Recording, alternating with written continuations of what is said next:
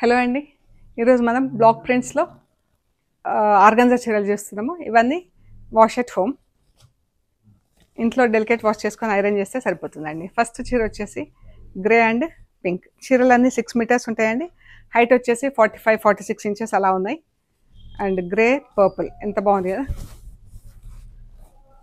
ఇది blouse, purple colour blouse, grey colour చీర, pink and rust. ఇది బ్లౌజ్.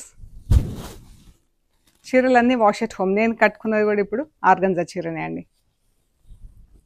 ఇది పళ్ళు, చీర బాగుంది కదా. రస్ట్ అండ్ పింక్, రస్ట్ కలర్తో బ్లౌజ్.